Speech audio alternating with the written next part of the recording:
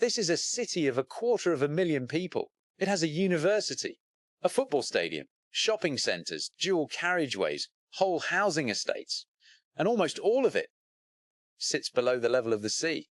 Right now, the only thing standing between these streets and the water is a wall, and a promise that the wall will hold, but the sea is rising, faster than anyone planned for.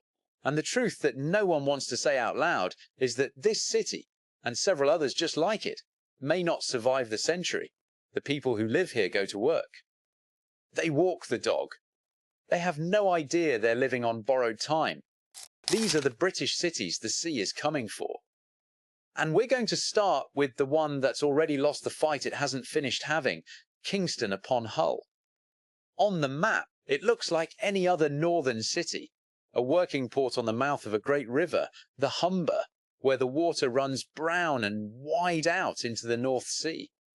But Hull has a problem the map doesn't show you. The city was built on a flood plain. Most of it lies below the level of the highest tides. If you could switch off every pump, every drain, every flood wall in Hull tomorrow morning, a huge part of the city would simply be underwater by the afternoon. For most of its history, that was manageable.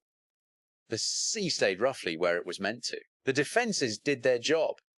And then came the years the sea stopped playing fair. Tidal surges pushing up the Humber. Storms lining up off the North Sea. Water coming over the top of walls that were built for a gentler century. Hull now sits behind a tidal barrier. A great steel gate that drops down to hold back the surge. It has saved the city more than once. But here's the uncomfortable part. Those defences were designed for the sea levels of the past. And the sea we're heading towards is not the sea they were built for. Every centimetre the ocean climbs, the barrier has to work harder.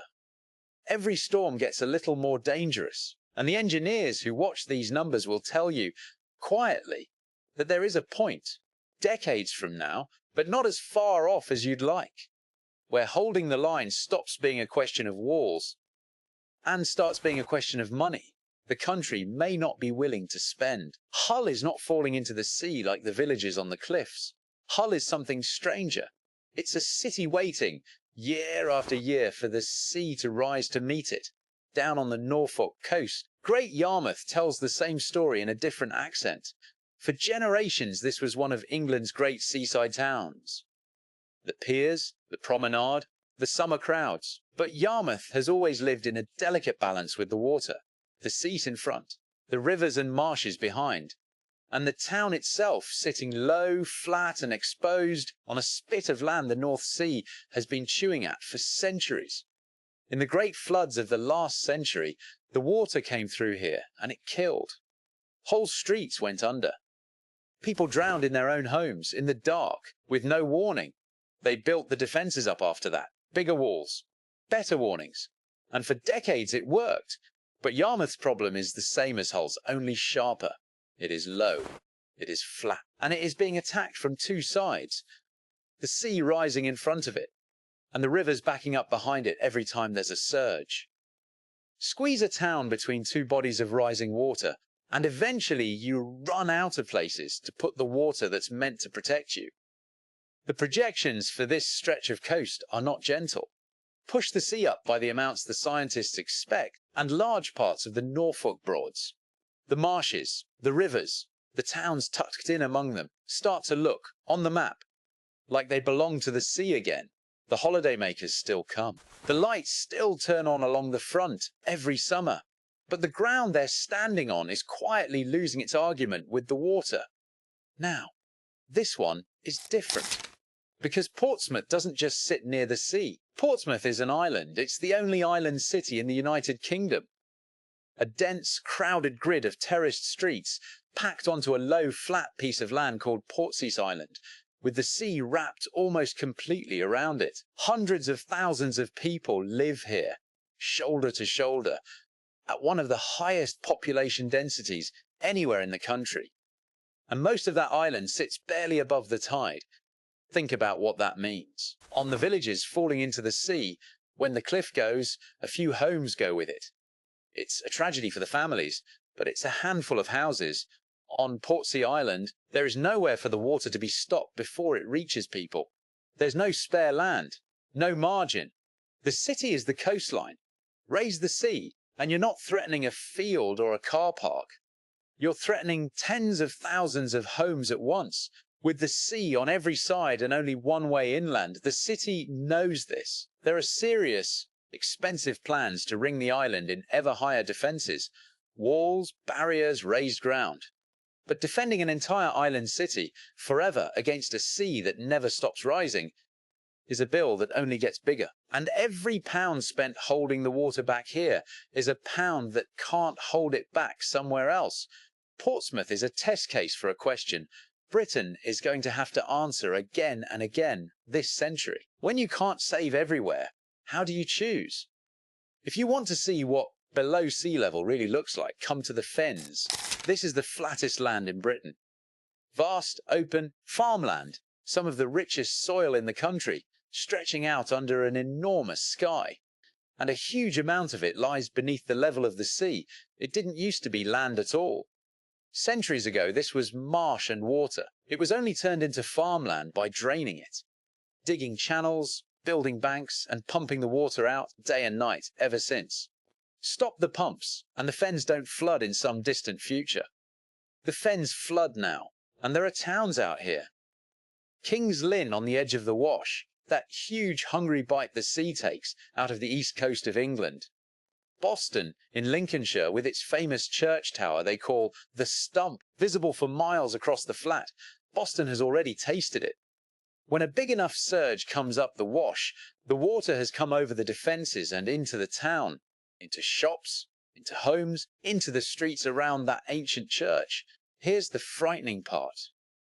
Because the land is so low and so flat, the sea doesn't have to rise very much to reclaim an enormous amount of it. A rise that would barely touch a cliff-top village could push the coastline of eastern England miles inland across the Fens, swallowing farmland, roads, villages, and edging towards the towns. This is some of the most productive farmland in the country, the land that helps feed Britain. And it exists only because every single day machines pump the sea back out. The question the Fens force you to ask is a simple one. How long can a country afford to keep bailing out the sea? Just up the coast from the Wash sits Skegness. Skeg, one of the best-loved seaside resorts on the east coast. Golden sand, the arcades, the caravans, the donkeys. Generations of families have spent their summers here. And this whole coastline is another one of Britain's low, flat, defended edges. Mile after mile of holiday parks and small towns sitting behind a line of sea defences, with the land behind them lower than the beach in front. This coast remembers what the sea can do. In the worst North Sea flood of the last century, the water came across Lincolnshire, and it did not stop at the beach. It went miles inland. It drowned homes, and it drowned people, in the middle of the night, with almost no warning. The defences today are far, far better than they were then. But the arithmetic is the same as everywhere else. The land is low, the sea is rising, and every year the walls have to hold back a little more than they were designed for. The caravans will keep coming back each spring, but this is a stretch of coast where defended has always meant for now. We tend to think of this as an English problem, the East Coast, the North Sea. But cross into Wales, and the capital itself is on the list. Much of Cardiff grew up around its docks, on low ground where the rivers meet the sea in the Severn Estuary, a stretch of water with one of the highest tidal ranges in the world. When the tide comes in here, it comes in fast and it comes in huge. Modern Cardiff Bay only exists because of a barrage, a great barrier built across the mouth of the bay to hold the water at a fixed level and turn the old tidal mudflats into the gleaming waterfront you see today. But that same low ground, that same estuary, is exactly what makes the city vulnerable. Raise the sea. Add a big enough surge coming up that enormous funnel of the Severn, and the low-lying parts of the city, the very areas that have been redeveloped, the new flats and offices along the water, are the first in line. Cardiff is a reminder that this isn't happening in forgotten corners of the country. It's happening to capital cities, to the places we're still busy building right now. On ground, the sea has every intention of coming back for. And then there's Fairbourne, a small village on the coast of Wales. Mountains behind it, a long beach in front. A quiet place where people came to retire, to raise families, to grow old somewhere beautiful. Fairbourne matters out of everywhere on this list because of what's already been decided about it. The authorities have looked at the cost of defending Fairbourne against the rising sea, and they have decided it isn't worth it. The plan, on paper, in official documents, is to eventually stop maintaining the defences, to let the sea come in, and to move the entire village somewhere else. Think about what that does to a person. Overnight, your home is worth almost nothing, because who buys a house in a village with an expiry date? You can't sell. You can't leave. You're simply told that one day, not yet, but one day, this place you love will be given back to the water, and you along with it will have to go. The people of Fairbourne fought it. Of course they did. They pointed across the North Sea to the Netherlands, a country that is mostly below sea level and has spent decades and fortunes engineering itself a future behind the greatest sea defences on earth. If the Dutch can do it, they asked, why can't we? And that is the question that hangs over this entire video, because it isn't just villages and seaside towns. It's the capital of the country. London sits on a river that leads straight to the sea, and a surge in the North Sea, funneled up the Thames, has always had the power to put the heart of the capital underwater. The underground, the power stations, the government buildings, the homes of millions. The only reason it hasn't happened in living memory is this: the Thames Barrier, one of the largest movable flood barriers ever built. A line of great steel gates that rise up out of the riverbed to seal the city off from the sea. When the surge comes, the gates close, and London stays dry. It has done its job for decades. It closes more often now than it used to. A lot more often. Every closure is the barrier doing exactly what it was built for. But every closure is also a small reminder that the sea it was built to hold back is not the sea it faces today. The barrier has a lifespan. There are already plans and arguments about what comes after it. A bigger barrier, further downriver, at a cost so vast it's hard to picture. Because that's what protecting a capital city from a rising sea for the next 100 years actually costs. London will almost certainly be defended. It's too important, too rich, too central to let go. But that is precisely the point. London will be saved because London can afford to be saved. And that tells you everything about which places won't. Which brings us back to the question underneath all of this, the one that comes up every single time. If the sea is rising, why don't they just build the walls higher and stop it? And the honest answer is, sometimes they can, and sometimes they simply won't. The Netherlands proved it can be done. A whole country living below the sea, held back by defences so vast and so expensive, they took generations to build. It is possible. But it is possible the way anything is possible. When a nation decides it will spend whatever it takes forever and never stop paying. Britain has not made that decision. Not really. What Britain has done, quietly, in planning documents most people will never read, is start to sort its coastline into two lists. The places worth defending, whatever the cost. And the places that one day will be handed back to the sea. Remember that comment if you've watched the last video. Someone said a man near the coast once started laying down rocks and boulders himself, trying to hold back the sea from his own land. And the council stopped him. That, in one small story, is the whole thing. It isn't that we don't know how to fight the sea.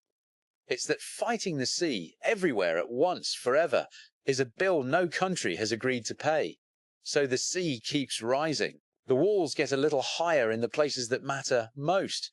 And the places that don't make the list, Waite Hall, Portsmouth, Great Yarmouth, the Fens, Skegness, Cardiff, Fairbourne, some will be saved. Some are already being written off.